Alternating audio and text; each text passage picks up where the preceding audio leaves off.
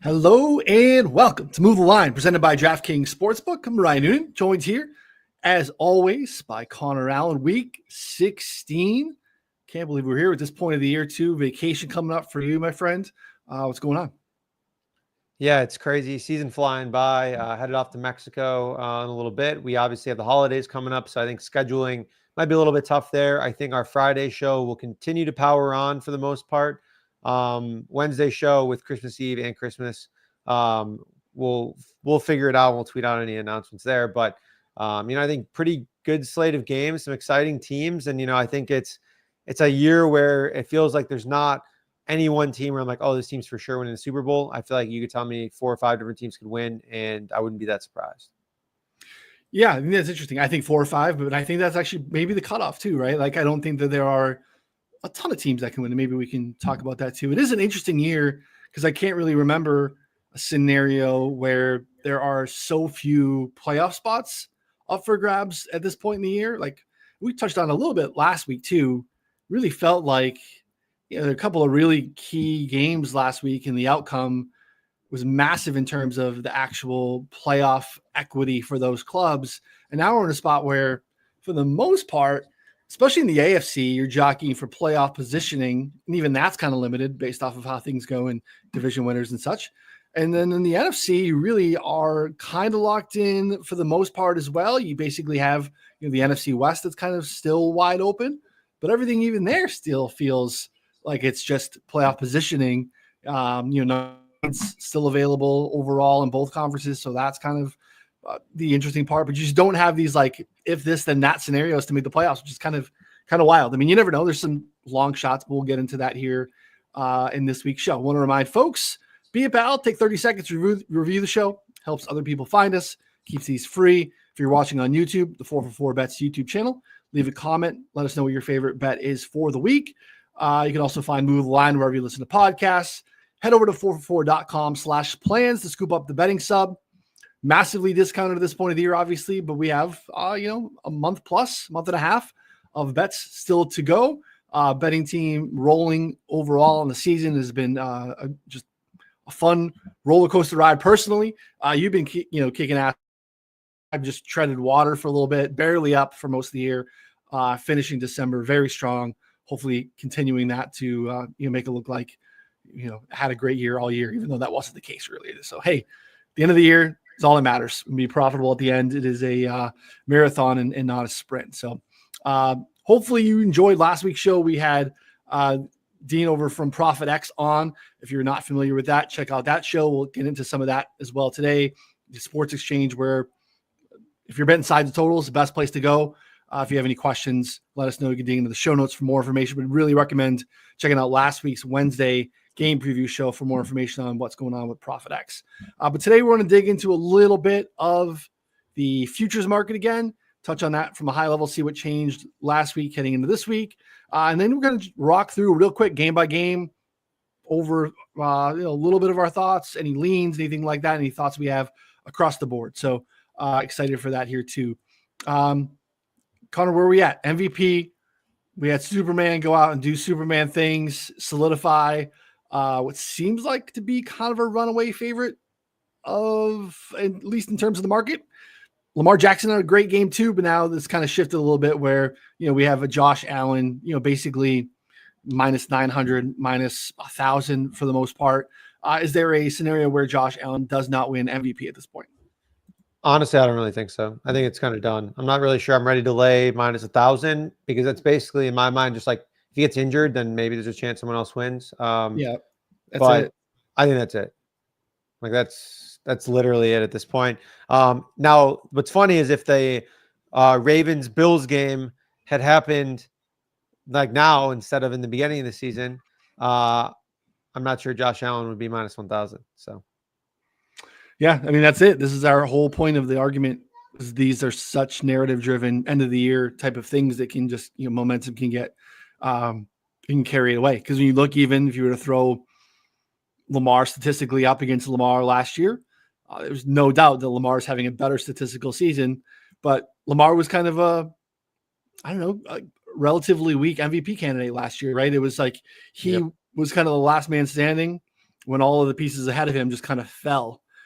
He had it, they won in San Francisco, knocked off kind of two birds with one stone there with whatever was going on with Purdy versus CMC. Well, that kind of handled it, and all of a sudden there's Lamar.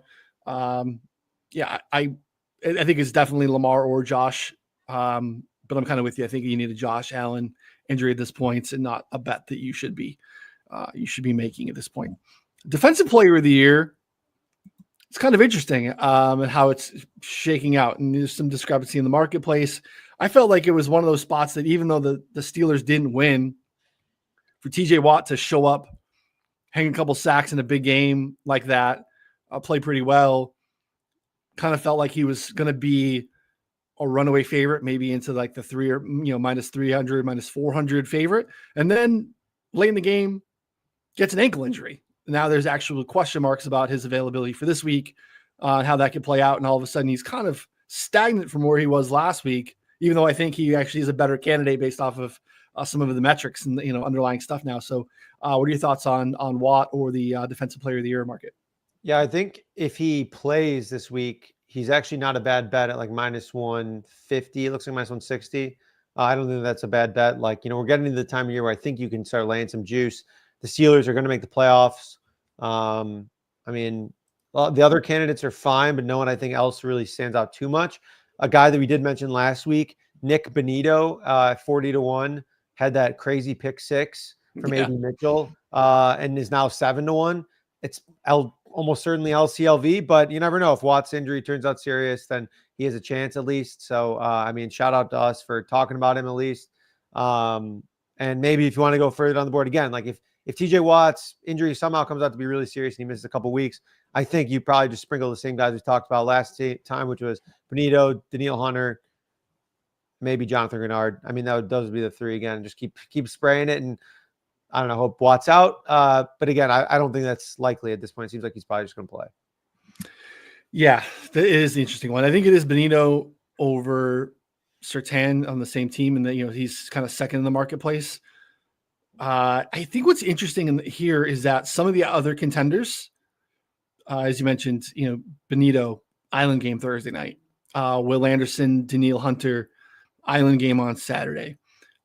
Chris Jones, who I tried to make the case for a little bit last week, same thing, Island game on Saturday. Jones is down the board a little bit, but actually has a really nice matchup.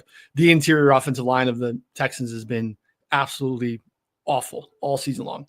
So the competition for Watt all has these spots where they're, and again, like you'd be like, why does an Island game matter? Who cares if it's buried on Sunday? And it's like, no, this is what happens this time of year.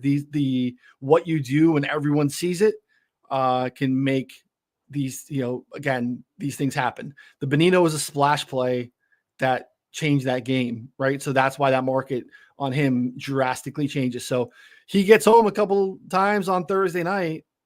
Surtain probably is playing, but he's dinged up a little bit. He got rolled up on late. Either of those two guys make a play. Hunter, we know the tackle issues that the Chiefs are having. You're going to have either Carson Wentz or more than likely, probably less than 100% Patrick Mahomes, who's been taking sacks at the highest rate of his career. All of a sudden these guys get pretty interesting, right? So Watt, I think, is, again, still the rightful favorite. I'm not going to advise that you lay it yet because, again, I think you're going to have some of these spots on Thursday and Saturday where the contenders can kind of, make their hay. Again, Grenard a little shorter than he was because had a nice night on Monday night against Caleb in an Island game, right, on Monday Night Football while everyone's watching. So those things matter at this time of year. Yep, for sure. Yeah, good call. Offensive Rookie of the Year, kind of a dud for Bo Nix coming out of the bye. He's comfortably behind Jane Daniels now, who was a runaway favorite. Brock Bowers, again, great number that you grabbed earlier, but again, some of that LCLV that we've been talking about. Again, Brian Thomas Jr. in any other year, I think, has a fantastic case, and I think continues to have a great finish. BTJ in the slot is absolutely cooking. That's the thing that's happening now too, with Kirk out, Evan Ingram out, and they're just feeding this guy. He's a stud. But is there Jane Daniels doesn't win? I don't think so. No, probably not. I think there was some interesting discourse around Michael Penix, obviously getting his first start this week. I think if he had started maybe 2 or 3 games ago, like I'd say reasonably live in like a 5-6 game sample, especially given the time of year. At this point, I mean, we're talking about 3 games left. Like he would have to throw for like 500 yards every week, and the Falcons would have to make the playoffs, which I don't even think is even possible at this point. Yeah, We I can mean, touch on 35%. Penix. I mean, the Penix stuff is wild to me. It's wild. It's this whole, all of this hubbub around Penix and the excitement of Penix is, there's so much revisionist history in my mind here. And it is, again, it's independent of whatever happens coming up, right? Because we can do this real quick. Even before the Penix to Atlanta pick, Penix in a vacuum was not a prospect that people were super excited about.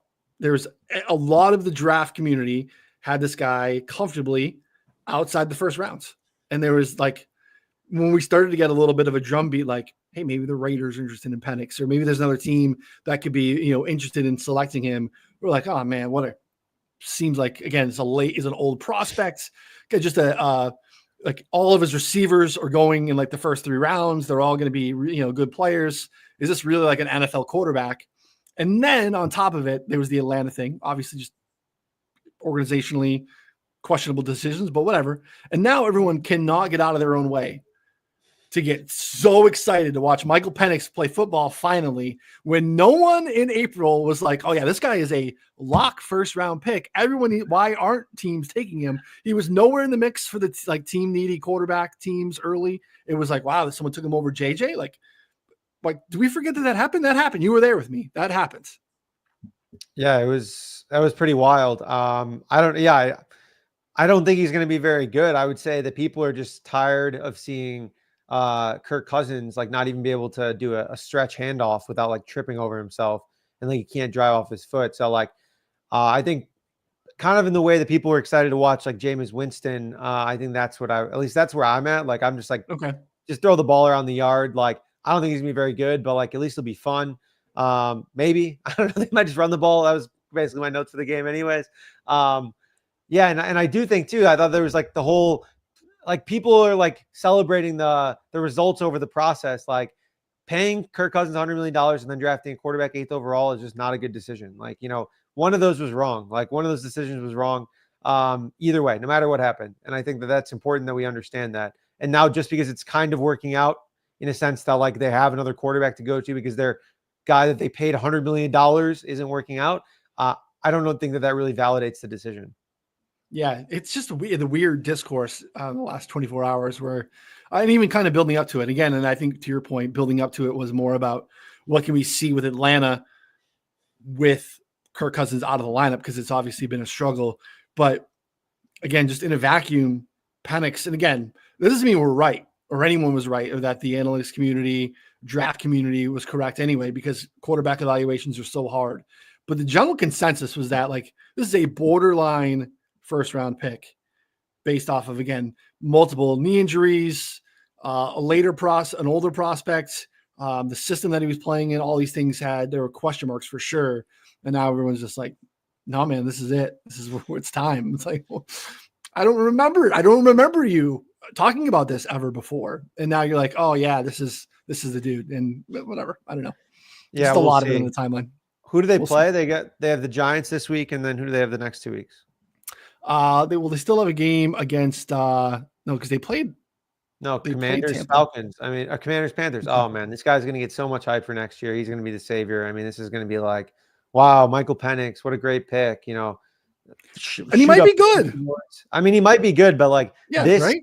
small sample right here is gonna be like just pure confirmation bias on him being anyone who thinks he's good, because these defenses are mostly pretty ass. So we'll see.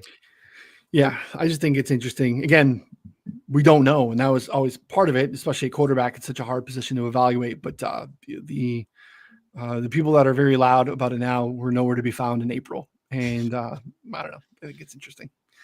All right, I'm with you. I think Jane Daniels pretty much locked in. Again, barring an injury, they're going to the playoffs. He's just got enough highlight level plays too, where it's really hard to discount him. And Bo Nix played so poorly last week too, even though he's making the playoffs as well. I think Jaden Daniels is kind of a nice chalk there. Defensive rookie of the year. I've seen some movement on this one even today. Jared Verse taking some money, is getting significantly shorter. And part of that helps too, because again, they're going to make, or they at least have a path to make the playoffs, where a couple weeks ago it looked hard. Quinyon Mitchell had kind of got in the mix too, depending on the book, was going to be the favorite. And I think they're okay. Neither of them is not a runaway award. I don't really advise anyone laying the juice on either of these guys, but I don't have a great long shot for you to chase at this point too. I think Chop Robinson makes a ton of sense in a different year, but again, without them making the playoffs, without him having crazy gaudy numbers, it's hard to make for a case for him, even though 22 on FanDuel probably is it's just probably too long. What are your thoughts on defensive rookie of the year? Yeah, there's like this, I don't know what they call it, like a survey that comes out every week that Tom Pelissero does, where he surveys like Straw 27 poll? different teams. Have you seen that? No, I know these straw polls are really impactful for like the NBA award markets. Yep. Yeah, exactly. So including 17 general managers, and Jared Verse was like plus money today, like plus 130 at some point this morning. He got 15 of the 27 votes apparently per them, which I mean doesn't really matter, but I think it just kind of is like a good gauge of the pulse of like where people are at. So that's why he's now minus 130, minus 160. I don't know. I mean, I struggle with this award because I think it's probably a two-man race, like you said. But like what at this point, it's just going to rely on like one or two big plays in the next 3 games, probably like a big pick or a couple big sacks from Jared Verse. Like, I don't know. Quinyon Mitchell doesn't even really have it. It's just he's been kind of an everyday starter on a defense that's, one of the best in the league right now, playoff team, arguably one of the best teams in the NFL. So that's kind of where he's at. That's why he's comfortably ahead of even Cooper DeJean and his own team, because DeJean missed so much time. So, I mean, the guy that's had some splash plays is Taheeb Still. The Chargers corner is actually, some pick sixes and has played some pretty good ball when he's got in there. He's a little interesting at 17, considering where the other guys are. But again, he'd probably need another pick six, like on Thursday night on an island game or something like that. But possibility, probably the best, next guy on the board. But that's, again, nothing that this is probably the most bettable one because the prices aren't out of control with the top two, but no real clear way to go, especially with the verse movement today. Comeback player of the year. It's interesting. You see Sam Darnold now listed near the top of the board. We had some discussions early in the year, especially with our guy, GRP wins with the Sam Darnold ticket. And is Sam Darnold even a viable candidate based off of the new, wording around the expectation? Joe Burrow, massive favorite, though. You can see minus 700 on FanDuel, even significantly shorter on MGM or something like that. So any thoughts on competition for Burrow? Yeah, I mean, at this point, it just seems like his award. I mean, even if he gets injured, like he has best stats, best everything. Like the next closest is like what, J.K. Dobbins? I mean, that's like guy's not even alive. Like he's just like. Speaking of not even alive, did they have any Damar Hamlin? Was that a question that was asked on the Pelissero poll? So they don't have comeback player of the year award on it, which is so strange. They have every other one. Maybe they hate comeback player of the year as much as we do. Because the award sucks. Yeah. Yeah. The award sucks. So Burrow's been so damn good. He deserves something, I guess, for having to deal with all that's gone on there. Where are we at on coach of the year? Kevin O'Connell, I believe, is the favorite. Was he in the award in that article as well? Yep. Yeah, he was like the front runner there. Oh, so here you go. It was a landslide for O'Connell, received 16.5 votes, 13.5 more than any other candidate. That makes sense. So that's pretty hefty there. What are the odds on that right now? Because for some reason that doesn't pull on our odds screen. Yeah, I don't know. Yeah, I feel like, see, they've been kind of like playing with all these different prices here. I mean, only minus 150. It's probably a pretty good bet. Yeah, I would say that's probably a pretty good bet. They just keep winning, so I don't know. We'll see. I lost your mic there for a second. It came back in at the end, but your mic definitely dropped off. Yeah, part of it is the schedule still is really tough. Seattle, Green Bay, Detroit. So they're 12-2 right now. If they I don't know. They'll still be 12-5 in the year. Massively exceeding expectations with Sam Darnold at quarterback, who was again not supposed to be their quarterback this year. So I still think he makes a ton of sense. Again, the other candidate that I think is very interesting, touched on it last week, is Mike Tomlin. But Tomlin, same thing. Baltimore, Kansas City, Cincinnati to finish an equally tough schedule as they kind of, as predicted, stub their toe down the stretch here a little bit too. I mean, there's a chance that the Lions and Vikings are playing for, well, I guess the way they do it now is that only, well, no, I mean, they would be in the running for the 1 seed, right? That's how this works. I mean, depending on the Eagles. Yep. So yeah, I don't know. That's kind of interesting. I don't know if I'm ready to lay minus 150, but I mean, every game is going to matter, obviously. And they, no matter what, they've turned it around. It's interesting in this article, they said the second most votes actually went to Mike Tomlin at 15-1 over Dan Campbell. So, yep. See, yeah. What's the Tomlin price now? 15-1. 15. Okay. Yeah.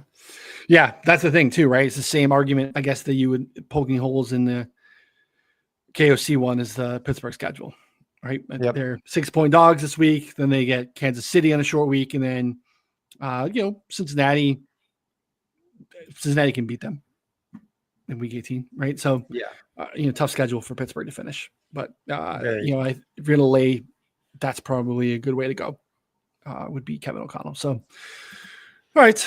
Well, anything else? Anything on the team stuff or anything else that you had? I don't have any other notes there, but your Eagles, moved substantially in the market. You're now basically, almost the co-favorites with the Bills to be the Super Bowl winner, which I think is pretty interesting. I mean, the poor Lions, it's been absolutely brutal to watch the injuries week after week. We talked last couple of weeks about how can they continue to make up for all these injuries. And then since the last time we were here, Aleem McNeil, David Montgomery, and Carlton Davis all out pretty much for the year, which is just a wild run for them. So tough run out for the Lions, who have been awesome all season.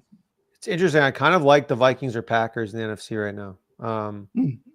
Because so obviously I've been the number one Eagles stan, but also a lot of that stemmed from their schedule. Like there was going to be simply a better team than like virtually every team that they played for the last 10 weeks. And they've basically won every game. So, but at this point, like I've been really disappointed with their passing game. I've been really disappointed with Jalen Hurts. If they can shut down the running game, Jalen Hurts consistently struggles under pressure. The defense is good. I would say above average to good. They're probably not elite as like the metrics say, because they've been playing a bunch of shitty teams.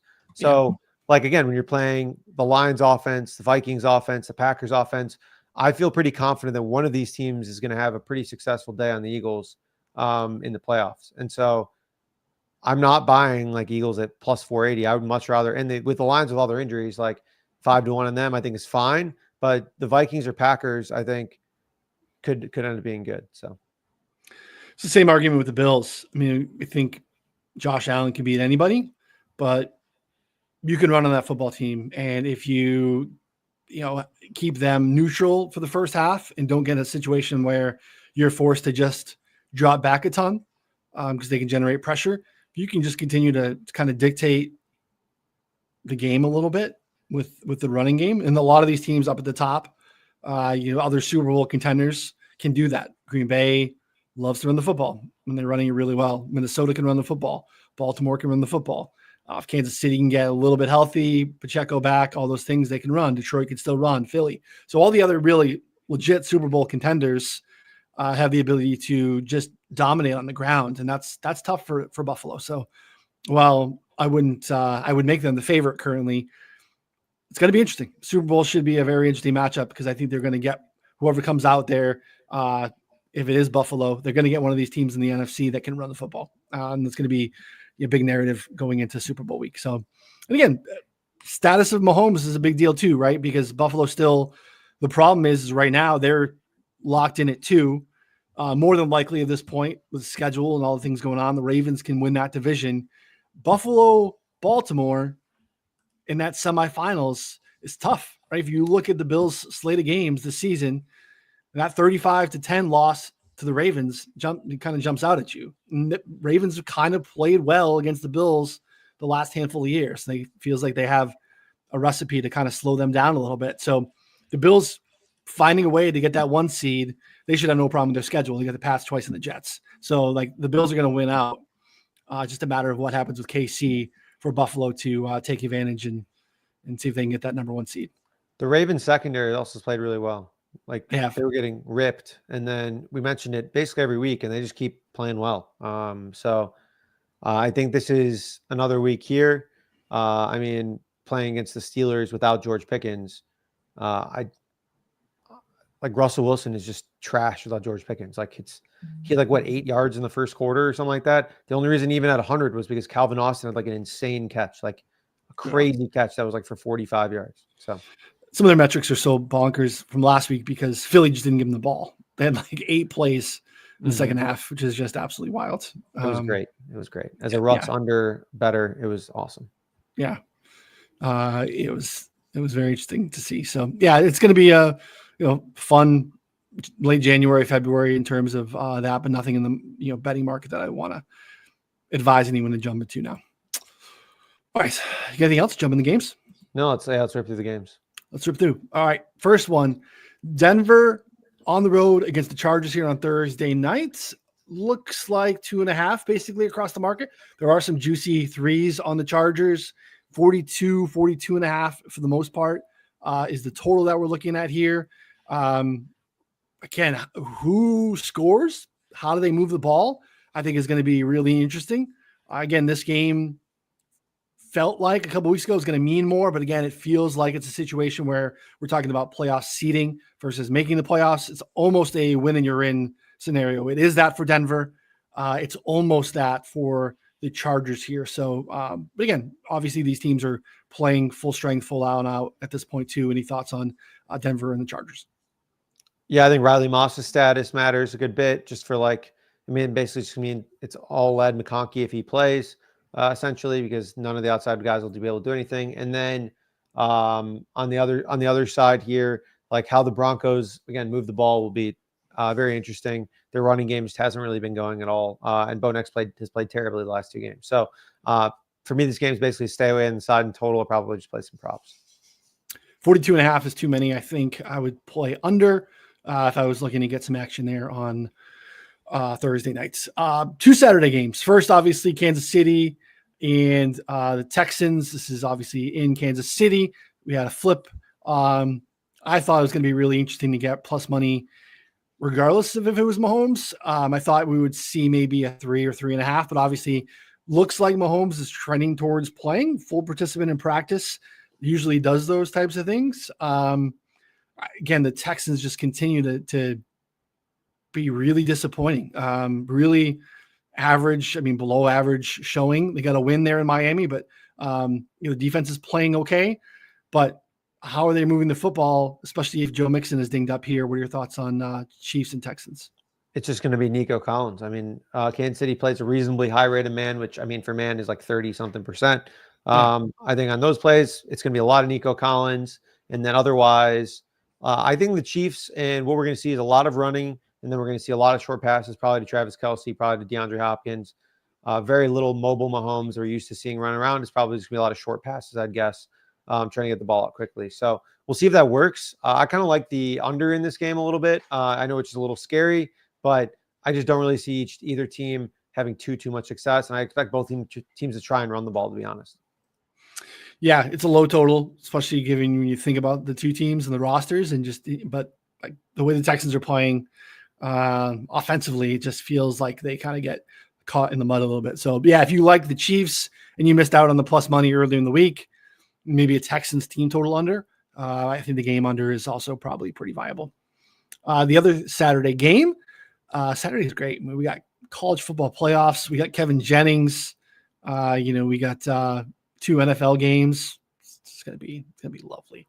Steelers, yeah, Kevin Jennings, free money, right? 225, man. Geez, what are they doing? It's like they haven't watched a single game all season, man. Like this guy's. I have a whole brigade going to a bar on Saturday at 11 a.m. to watch Kevin Jennings put on another masterclass over 225 passing yards. It's going to be electric. I'm hyped. Yeah, absolutely. I messaged some friends that I know that will blindly tail and they like to throw down on some stuff. And I'm like, hey, Merry Christmas. Don't say I didn't give you anything. Kevin Jennings over 225 and a half. Hammer it. So, all right. The other Saturday game, Steelers Ravens. Again, the history here is obviously very interesting. Lamar's not performed very well historically against the Steelers. The first meeting was kind of a disappointing output, but a close game as always. We're a scenario here where the Ravens are basically 6-point favorites across the board here. And you could see some different numbers here on Profit X if you wanted to, buy down a little bit. But we can move that around and see what the 6 is, which is where we are pretty much in the market right now. Yeah, 6 minus 110, which makes sense. 44 and a half, 45 and a half is the total here. Thoughts on Steelers Ravens? Yeah, I mentioned it earlier. I think that, I'm going to be backing the Ravens here, specifically if George Pickens doesn't go, which DNP again today on Wednesday, DNP Tuesday, hasn't played lately. At this point, I wouldn't expect him to play, to be honest. So I like the Ravens here and probably some Russ unders as well. Yeah, it looked like he was doing some stuff on the side, but yeah, just the ability to run the football is going to be really hard for them, I think. Sustaining drives, creating splash plays in the passing game, it's been really non-existent without him. And as you mentioned too, personnel changes in the back half for the Ravens has made a pretty massive difference at this point. So a lot of their season-long metrics can be almost thrown out the window. You should probably look at more short-term stuff since they've made those moves because they are not giving up the big explosives as they were early in the year. So yeah, Ravens are nothing for me. 6, I think, is probably fine. But yeah, it's definitely Ravens or nothing for me. All right. We next on the board, Browns at Bengals. Quarterback change that we had here. I know you jumped in early when the 7s were still around before the news came out that Dorian Thompson-Robinson would be getting the start. Jameis Winston back to the bench. Again, delivered from the pick 6s, but not delivered from the picks, which is a problem here. Some more injuries mounting up to Nick Chubb out here for the Browns. Just been tough sledding for them at the end. Now that we're at 7.5 with a total of 47 for the most part. There are some 46s, which would matter if you're looking at chasing over, kind of kicking around a key number. What are your thoughts here on Browns Bengals? Yeah, this is really tough because I think we saw the Browns just make a move essentially because they felt like they had to. I'm not sure if they really could possibly believe the DTR is an upgrade. He's been nothing but pretty much terrible his entire career. We saw him in 3 starts last year. He was actually benched after completing just 48% of his passes for 134 yards and a touchdown against the Broncos. Broncos did play better down the stretch in the second half of last season, but they were not good, a good defense last year overall. And so, I don't think DTR is very good. But I would say the Cincy D also has not been very good. But they've been okay against bad quarterbacks. 4 picks against Tennessee last week, 5.9 yards per attempt allowed to Cooper Rush, largely shut down the Raiders duo for the most part. I mean, they were up by a lot. So they've been really bad against good quarterbacks and teams that are competent at passing. I'm just not sure that the Browns can competently move the ball here. They don't have a semblance of a running game with Nick Chubb out and Jerome Ford. I'm just the biggest Jerome Ford hater. I think the guy stinks. He's played really well this year, but I think he's very bad. And so, DTR just can't. They're not going to be able to move the ball through the air. So it's one of those things where I still like the Bengals. It's minus 7.5, which may be foolish if DTR can play better, but I'm just not buying it until I see it, to be honest. We've already seen DTR against the Bengals this season. It went really poorly. 2 interceptions. I believe he threw for 82 yards on 20-something attempts when Watson got injured. I think this is Bengals still, even though 7.5 is obviously on the wrong side of a key number. I still think it's the right side. Or, it's, again, Bengals or nothing. I think just you'd hate yourself taking that 7.5 and having to hold on for dear life there that DTR can hold up. Or that this Cleveland defense can slow down Joe Burrow. They've done a decent job historically of keeping Jamar Chase intact, but they got some injuries in the back half too. And I think that it's definitely Bengals or nothing. All right, Giants, Falcons. Next one I see here on the screen. We were out at 10 for a little while. Kicking around basically 8.5 for the most part now. 42s or so is the total that you could see here. You can see Profit X on the screen here if you're watching on YouTube. Some different numbers again, depending on where the liquidity is. It's going to show us where people are getting down here. Again, what do we see? Michael Penix Jr., first start. They run the football a ton. It's a nice soft spot to start. The Giants can generate some pressure, but Penix did a good job at avoiding pressure at Washington. So it was one of his, skills is his pressure to sack rate was pretty low. Hopefully he can do that here, get the ball out to Drake London and company, let them cook, or maybe just get the ball to Bijan and see what he can do against the Giants team that feels like they're quiet quitting. Yeah, this is, I just can't, I don't know how people are laying like 9 to 10 points. Like I get it's the Giants, but the Falcons defense is not all that good either. I mean, we have no idea if Penix is good. He could be terrible. He could be just as bad as Cousins. He could be worse. I mean, we have no idea if the scheme is any good. Like we just have there's so many variables that to lay 10, I don't know. That's a massive leap of faith for me.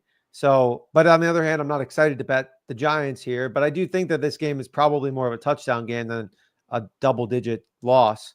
That being said, I also think that the Falcons are going to be able to run the ball pretty well. Probably going to see a massive workload from Algier and Bijan Robinson. So that's kind of how I'm playing it. I think that the under here could be fine, to be honest.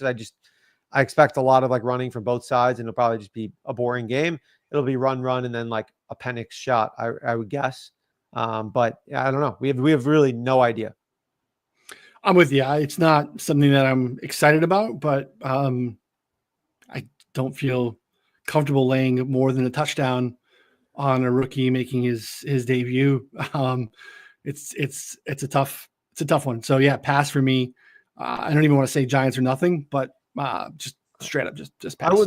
I would love to hear like someone who's betting the Falcons and just like hear the rationale and like because I mean most like numbers people like originating have like a downgrade, from or an upgrade from quarterbacks, and that obviously plays a role into what they're how they're handicapping.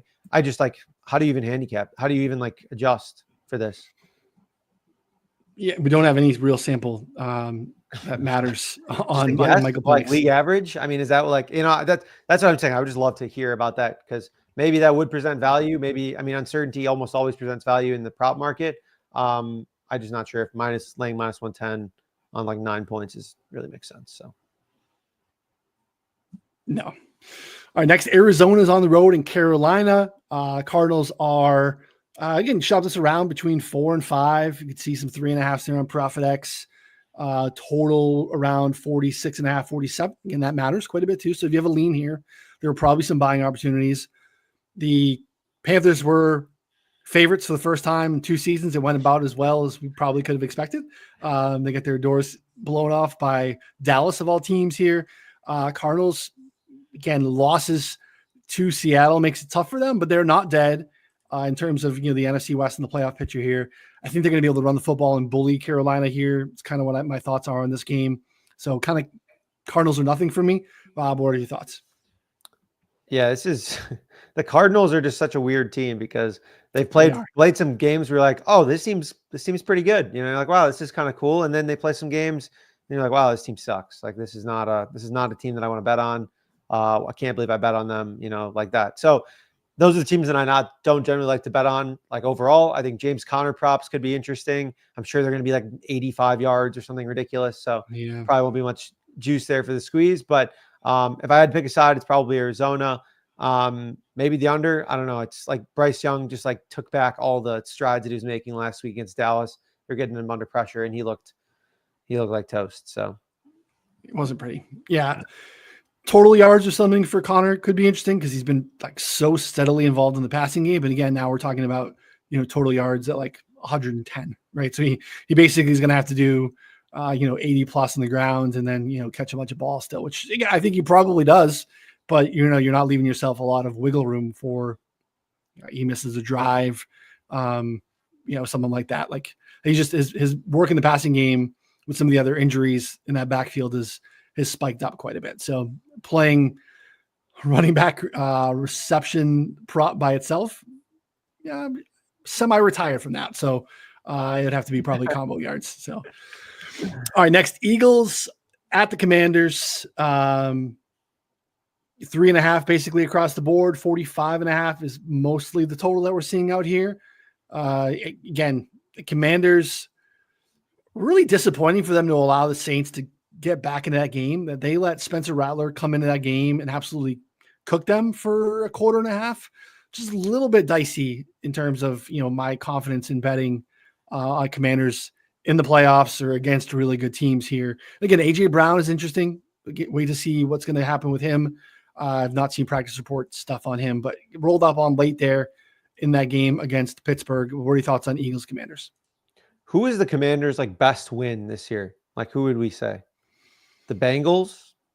I mean, Yeah. like Bengals is an island game early in the season, right? When we still had good expectations for the Bengals and nothing for the Commanders. So I think it probably is the Bengals. yeah, and the Bengals, I mean, had just a terrible defense for the most part. And they got crushed. Like their other best wins. I mean, we're talking about Giants, Browns, Cardinals. We have no idea what to do with Bears on a Hail Mary, which we are pretty confident are not a very good team at this point. Panthers, they steamrolled, and then Giants, Titans, Saints. I mean, these are all like, I mean, for the most part, bottom 10 teams, like top 10 draft. And then they've lost to virtually every good team that they've played. Now, once again, they get the Eagles. They're actually beating the Eagles last time when they played for a good chunk of the game. And then the Eagles kind of settled in, ran the ball a little bit more. And I think that's probably what's going to happen again here. Like, the Eagles defense is still good enough, I think, to shut down Jaden Daniels and company, kind of like they did last time in a way, or at least slow them down. And the Eagles running game, I think, is really strong enough to overcome any, weaknesses offensively in the passing game. AJ Brown being out would be a big deal, but definitely waiting to see on his status too. Yeah. That just probably means more running, and that can work as well. So again, at this point, you're going to have to put a lot on Jaden Daniels for this one, on his arm and his legs probably to get it done. And I just don't see that against Eagles pass rush, which is playing pretty good football. And again, that works in tandem with the secondary that's playing as good as anyone. So Eagles or nothing for me, even though we're kind of through the 3.5. You can see here, minus 124 on the 3 on the screen at ProfitX. It's not terrible. I don't hate that at all. So I think I'm like a Commanders hater at this point. I've just like all season I've been kind of banging the drum. I'm like, this seems really not that good. And I mean, I feel like I was proven right. We were saying this week 8 and 9, and then they, lost 3 in a row to 3. I mean, I don't even know if the Cowboys are actually good, but they lost. I mean, without a doubt, if you were to think of like where their opponent was in the power ratings and like a league wide power rating scenario, it's definitely that Bengals game, right? The Bengals are still at that point perceived to be very good, and that's it. And that we know that team defensively is garbage, and that's what the Commanders did in that game too. Is they just big splash plays, deep bomb touchdowns, and all of a sudden it's like, what the heck's going on here? Just they couldn't catch up. So I think they're okay, but I don't think they're like a team that we should think is locked into a playoff spot in week 15, week 16. That's where they are. And we'll get to bet against them in the playoffs. And if you're a Commanders fan, congrats. You seem to have your answer at quarterback long-term, and we'll see what happens in the future. Yep. Lions Bears is the next one in Chicago. I don't think we're going to have crazy weather. It's cold. 6.5. There are some 7s out there. 47.5, 48. Obviously, we touched on some of the injuries on the Lions side that have been continuing to mount.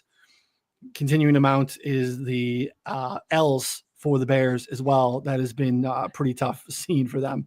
What are your thoughts on Lions Bears?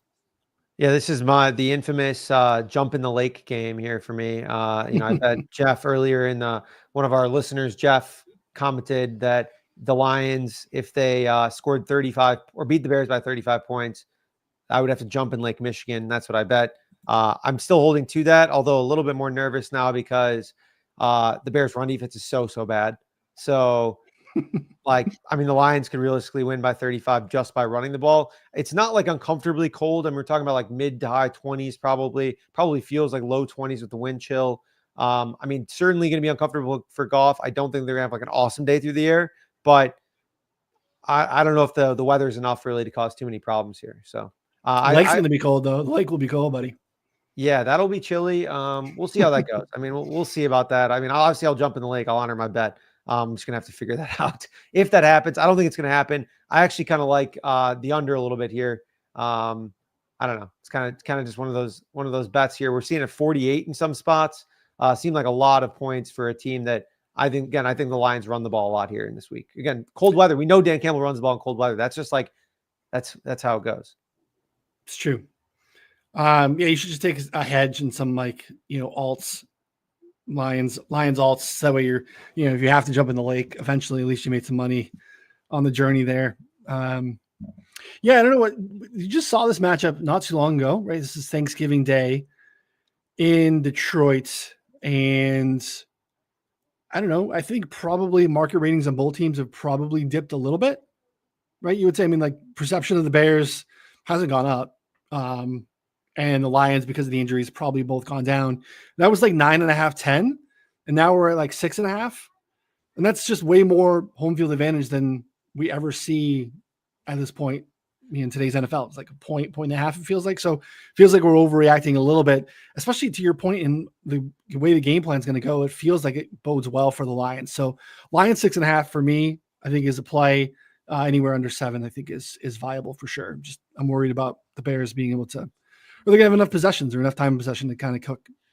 Yeah, I also real quick on the Bears. I think this is like the most important coaching hire coming up here in my lifetime for the Chicago Bears. I mean, this is like a franchise altering coaching hire here essentially, because Caleb has not been playing particularly well. He's missing easy throws. He's not going through his reads. He looks broken. The scheme sucks. Thomas Brown has no idea what he's doing. Still, I mean, again, like it's disaster. The offensive line's a disaster.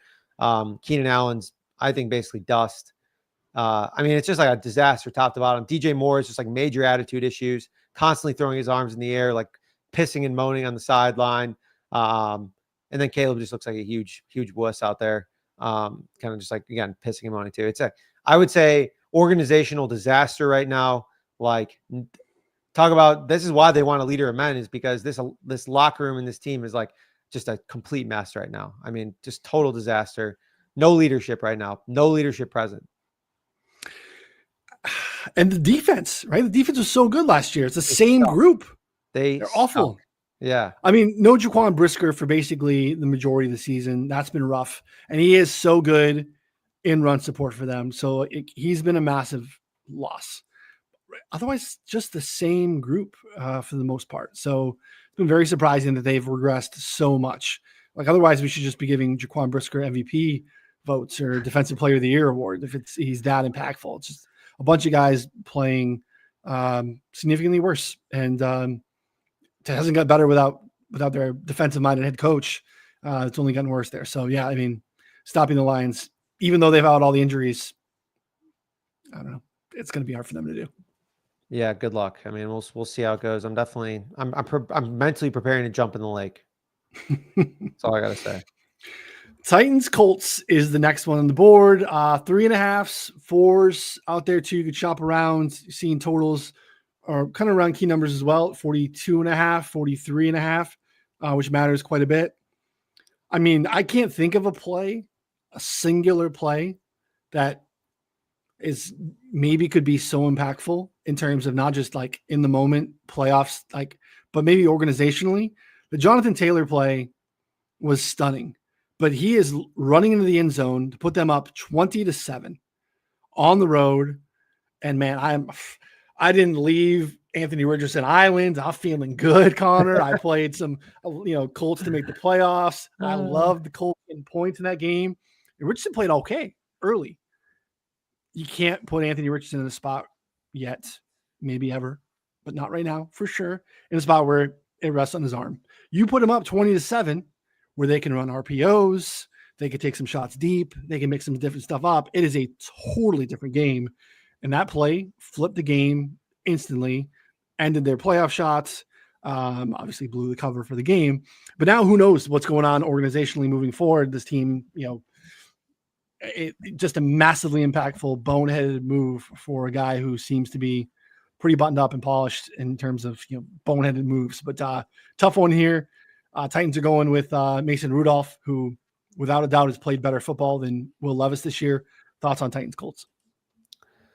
Yeah, I'm not really excited to lay the Colts here. I mean, I know the Titans have played pretty terribly all year, but I think, Mason Rudolph has provided a little bit of juice, I think, each time that he's come in and played. And this Colts team just continues to be another tough team for me to gauge. Like they've played periodically well. They've also seen them have this, again, last week, the complete meltdown that you just described. I thought that my call of saying that I thought the Broncos would win was like one of the worst of the week. when we were watching the game, and then somehow came back. I think that they were, what was it, outpaced in yards by like 200 yards, something like that. I think that's what, Yeah. just a crazy way to win a game. I don't know. It's been kind of the MO of Sean Payton's entire Denver era, as they keep somehow winning games that they don't really deserve to win. It's been multiple years now of this happening. So, I don't know. But for me, I mean, plus 3.5, I don't think is bad on the Titans. I just can't get behind the Colts at this point. I know it sounds crazy, but you're getting the hook. I think it's probably gonna be a close, kind of low scoring, ugly game. Stay away from me too. They stole my heart, my soul a little bit last week too, because I was feeling really good. I mean, they win that game, they're in a good spot. Now all of a sudden that Thursday night Broncos Chargers game becomes impactful with an easier play out here for the Colts with the Titans. They have a softer schedule to finish, easiest schedule in the league over the last 3 weeks. Who else do they play? They play Tennessee, the Giants, and the Jags. I mean, wow. The Colts win that football game, they're going to the playoffs. And now they are definitely not. So, yeah, tough scene for Jonathan Taylor. So stay away from me. This next one's a stay away from me as well. The Rams are on the road against the Jets. 3.5, depending on where you're shopping. 46.5 is the total. On paper, it makes the Rams make sense. I'm a little bit of like a weird schedule spot for the Rams. They're coming off of 2 really big wins. They win in a shootout at home against Buffalo. They go on the road in the division and win an ugly stinker on Thursday night against the Niners. And then if you look at what they have coming up, it's 2 divisional games that are massively impactful for their chance. Now they got this early west to east against kind of a frisky, I don't know what to make of the Jets. They could be terrible. Again, I don't want to make much of what they did last week against a pretty terrible Jags team, but it's just kind of a weird look ahead spot for the Rams. It's definitely Rams or nothing for me because I just think they're at least a competitive playoff team, and I'm not buying the Jets, but it's just kind of a stay away for me. It feels like one of those things that early on when this is weird and it's like, oh, it's 10-0 Jets. It's like, yeah, I knew it. I knew this was going to be a weird, wonky one. So I'm staying away. What are your thoughts? I kind of think it's a fun like over game here because especially depending on the Jets defense, because like Rodgers continues to throw the ball like 40 times a game basically. And if they fall behind at all, they're just slinging it. And the Rams, like, again, if they fall behind at all against the Jets defense, it's been pretty bad since Salah left no matter what. And now you have concerns about like Sauce Gardner, DJ Reed, like any of their actual players who I think are pretty good. They're just not playing very well. And so, yeah, I mean, this secondary stinks. Like, I mean, we just saw Mac Jones kind of torch them. They were playing like it was literally a back and forth with Mac Jones. You know how often that happens? Basically never. So I think, a player like Stafford with Kupp and Nakua like can easily exploit this team here. So I do expect fireworks either way. Even if the Rams want to run the ball, I mean, the Jets' run defense stinks too. So it's like I think the Rams can score plenty. I understand the look ahead issue there, but if they fall behind, I think should get plenty of points. So 46.5 in other spots. Seeing 47 on Profit X here, and you can probably get 46.5 at better odds too if you want to just buy it down. So, and Quinion Williams, I think probably misses. He got a late concussion there, so the Jets' rush defense probably even worse. So again, we've seen some. We're coming off of a 29 carry Kyron Williams game. We could see another 25 carries for Kyron in the spot here. Again, another spot where kind of like James Conner, it's like, man, it's such a nice spot for him. Bijan, Gibbs, all these guys, but their numbers are all going to be like in the mid 80s. It's going to be like a, alpha. It's an alpha running back 100+ week where you like get all of them at like, plus 120 or something like that. But there's just not a lot of juice there. But yeah, I think Kyron has a nice day, but you're going to have to pay for it in the prop market. All right. Next is, should be a great game, especially if Geno Smith plays. Minnesota on the road in Seattle. Looking at threes, you can see 44.5 in the total. There are some 43.5s out there on domestics as well, which again matters. 44, typically a key number in terms of totals. Tough spot for Minnesota too. Short week heading west. Again, feisty game with the way this defense can play, with Geno maybe dinged up a little bit with the Seattle offensive line problems. I'm wanting to be long on Seattle. It's kind of a tough one for me. I don't know what to do. What are your thoughts? That's just basically what I had written down too, is like, well, I keep wanting to back Seattle. They just got curb stomped at home last week by an NFC North team that I think is built somewhat similarly to the Vikings in a sense that they can run the ball, they can play efficiently offensively. But the Vikings defensively, I think, have a unique twist in that they can just bring insane amounts of pressure or bring tons of stuff, which just doesn't bode well at all for the Seahawks offensive line and Seahawks. I mean, it's going to require a pretty heroic effort from Geno getting the ball out like super quick, I think. And again, when you're banged up, that's just not going to be easy. So for me, it's probably the Vikings, to be honest, but I do want to be, backing the Seahawks long term. So it's a little bit of a stay away, but again, probably the Vikings. Yeah, probably the Vikings, probably under 44.5. You can see you have to pay for it a little bit here. That would matter though. I'd probably want 44.5, to be honest, just because I think both teams probably struggle a little bit to run the football. And just efficiency offensively, I think could be pretty ugly here too. So under would be my lean in that one. Next, New England on the road. In Buffalo, you could see mostly 14s. We've had some 13.5s, but some 14.5s total out there, anywhere between 44.5, 46.5. So you could shop that around here as well. It's too many points, to be honest, but I'm not backing the Pats, but I think they have some backdoor ability here. But again, because Buffalo still needs this game, all systems are off. This pass rush can be really problematic for Patriots tackles, which have both been absolutely atrocious. So hold on, Drake. Just don't get hurt, buddy. Pats, Bills. Connor, what do you think?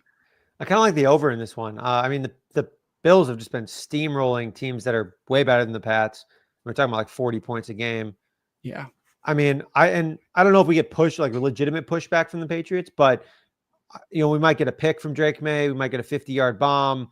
Maybe a couple of long runs because the Bills run defense. I think that things will happen. It's just, it just might just be very lopsided for the Bills.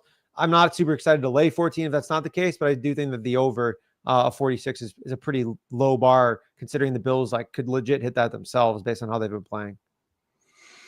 And you got a team that likes to play man in New England, and that does not bode well for defending Josh Allen. We saw that last week. It's problematic. So yeah, it's just a stay away from me. But yeah, I think points might be interesting there too. San Francisco and Miami, picking some spots. Dolphins short favorites. Total is around 46.5 or so. Some injury status updates here that I think could be impactful for this game. I don't believe in the Dolphins. There's been a lot of injuries on the Niners side. The secondary is all together. All three of their starters. Their secondary is really good. Guys have been hurt all season long in San Francisco. It's just kind of been a little bit of a season from hell in terms of when the injuries have happened, both sides of the ball. San Fran or nothing for me. What are your thoughts? And it's another game that I kind of like the over. I just, it's kind of like the Shanahan versus McDaniel kind of vibe here.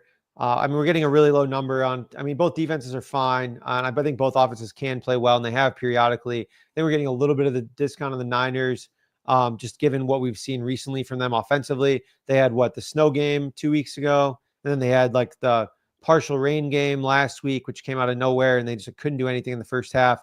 And then Brock Purdy just started throwing interceptions. Played pretty poorly, and it was just a bad game all around. I think that you give them start to finish against another not super great defense in the Miami that they play pretty well. So lean San Francisco here. I think that both teams can score. Yeah, I'd like to see Trent Williams in there. I think that could help a little bit too. I don't know what's going on in the backfield, with Garando or whatever. It's kind of a mess. But yeah, Waddle Niners out too. Didn't practice. Okay. Yeah, it'd be interesting to see that. But Niners for me would be the lean. This is arguably the bell of the ball of the week because, this in terms of games that actually matter, Jags Raiders matters a ton, but not the way you think. It matters a ton for, draft pick spots here. Jacksonville and Connor's, worst record in the league prayers that he's holding on to here, which is very much alive with this Raiders team. The Raiders are short favorites here. 39.5, 40 is the total. What do you think here? You doubling down, get any of this? You just kind of, you already got some equity in the game with shorting the Raiders. I'm locked in on the Jags. Mac Jones about to shred them. This Raiders team stinks. I feel like at least the Jags have a couple of good players like Brian Thomas. Maybe one good player, but the Raiders, Max Crosby, I think he's out for the rest of the season right at this point. Yep. Christian Wilkins obviously out. The rest of their team is just like, I mean, they are probably getting back Aiden O'Connell, but like when that's a positive sign for you, like that things are bad. Desmond Ritter had like 0 pulse last week for like 90% of the game. Any like box scores, scouting is just not representative of what happened that entire game. So yeah, I mean, this team is just really, really, really bad, and they've all clearly basically quit at this point. So, and I mean, the Jags, I don't think are necessarily good, but at least they showed some sign of life last week consistently against the Jets. Like Mac Jones was slinging it a little bit. So I don't know. I like, again, I think the Raiders being favored to me against anyone is pretty surprising. Even though the Jags, I think, are pretty bad too. And because the Raiders, not that they don't have a good home field, because the Raider Nation is very strong, but like the Vegas is like, people build vacations around.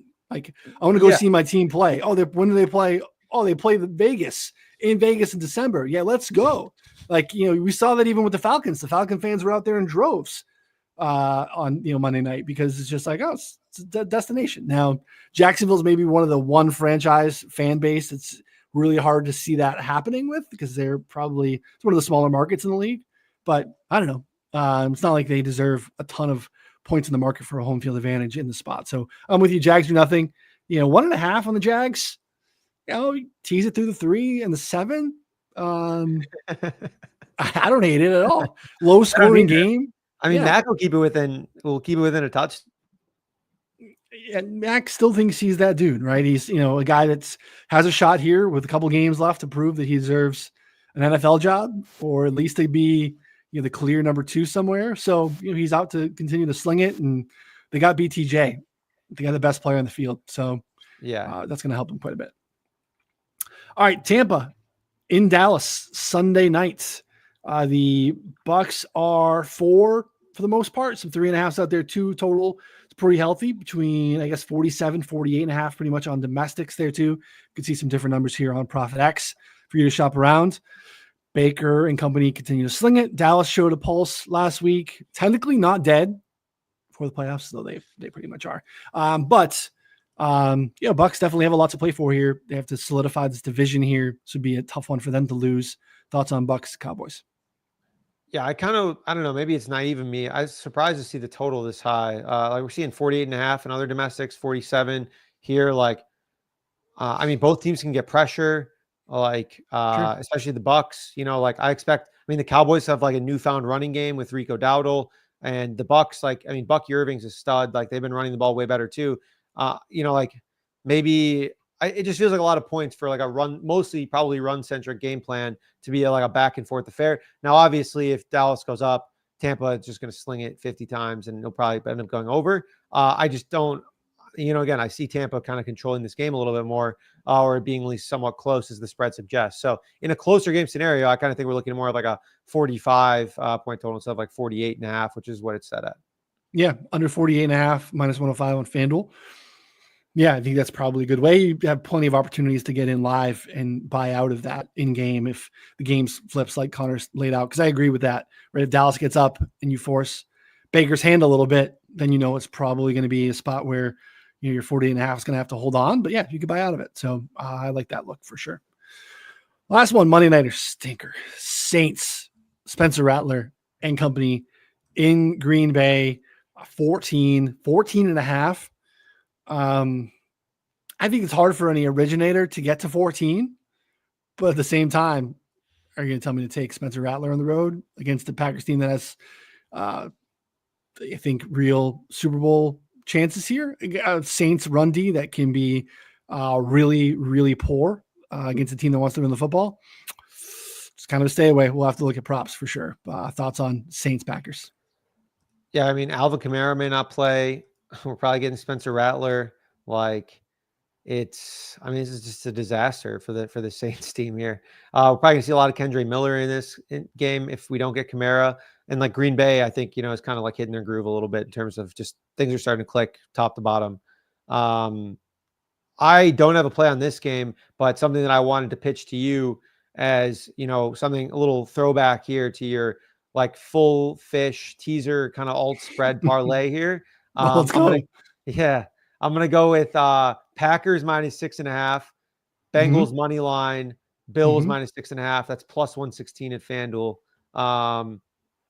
Where does Speaking it lose? my love language, Connor. That's yeah, I know. That's why I wanted to make sure that we, saved it for the last part here, because I don't really know if I want to lay 14, but I like all those teams win by a touchdown or win outright. Yeah. And you said plus 116? Yeah, plus 116 for those three teams. That's a credit book play for the week. So I would call it the credit book play of the week. I Is, don't actually have to use any money, but just use the credit book for it, and just, comes in, you're feeling good. But yeah, I mean, there's some bigger ones on the board for sure, and that one makes sense. I mean, in another scenario, you'd be like, oh, the Falcons need to be in that mix. And you're like, no, I'm not doing that at all. Yeah, but, that felt like a pretty dangerous one to include in there. I mean, for sure. If the Giants win outright, I would be thrilled. I mean, that would be, what an awesome run out that would be. But, just for my Raiders' worst record bet, that would be about it. No, for sure. Yeah, same thing. I mean, I want the Pats to have the best pick in the draft as possible. So I want to make sure, I'm happy that one of those teams is going to lose. But if the Giants want to go ahead and get a win as well, that would be absolutely fantastic. So, yeah, I mean, I like the plus 116 on those three. That's not a bad look at all. Don't hate that. That is old school. Fishy parlay of the week. It is. Yep. Yeah. It's, for the newer listeners, Noonan used to do one of those basically every week. And I think you hit like 5 or 6 in a row, something like that. Okay, we got real hot one time. Yep. Yeah. And every week I, poo-pooed it, and I was like, this is ridiculous. And you were just ripping them. So I think when you preface it with acknowledging that it's probably a negative EV long term, you're kind of covering yourself. And the more that we found, the more that we've had a growing subscriber base and the ability to, press flesh with our Discord members and get an understanding of what these people like to bet on. They love this shit. Yeah. We know it's dumb, but like, man, they love that stuff. I remember when I made an official play last year, I think, or maybe 2 years ago. And you and Clark poo-pooed as the people's. Yeah. The people's parlay came in, but I don't know. People love this garbage. So who knows? I like it. All right. Anything else for the folks? Nope. No, nothing. It was another good week. About to have another great week of props. Got some nice juicy unders coming in here, and excited to bring some winners. You're on a hot streak, as you mentioned at the top, and I think we're ripping. I mean, if we could collectively as a group hit 100 units, that would be a pretty awesome year. That would be pretty sick to be able to promote. I don't know if we'll get there, but I mean, who knows? If the futures roll in, we have a couple more good weeks, we can get it. We're at 73. My futures are some futures. I know you have some nice futures too, but I think we continue to roll here. I think 100's within the realm of possibilities. Just got to have a good finish. Got to finish strong. So, I'm excited. You want to check it out? Come hang out with us. 4for4.com/plans. Get the betting sub. Again, massively discounted because obviously we're coming up to the tail end of the season. We'll get you an access to all the things that we do at 4for4, get you in the Discord, and get you a sense of if you've hung out and watched the shows for this season or even today or in the past, and you want to get a sense of what the betting subscription entails, what play releases and such look like from us. This is a great way to do it from basically nothing for the tail end of the season. Ride with us through the end of the Super Bowl. Again, there's a lot of football left, so check it out. So again, next week for this show, probably not happening. Tuesday, it's a little too early in the week for us to do it. It's also Christmas Eve. Wednesday, when we typically do it, is Christmas Day. Thursday, Connor's traveling. That's kind of a tougher road too. But then we'll come in on Friday and do prop drop. So prop drop will be here again this Friday and next Friday. This show unlikely to be in the spots here next week. But again, besides the totals, we'll be talking about in the Discord with our subscribers. So if you want to get those conversations, come and hang out with us. So safe travels for Connor. We'll be here on Friday. Come back for prop drop. Myself, Connor, High Slop. For Connor, I'm Ryan. We'll see you all next time. Thanks, everybody.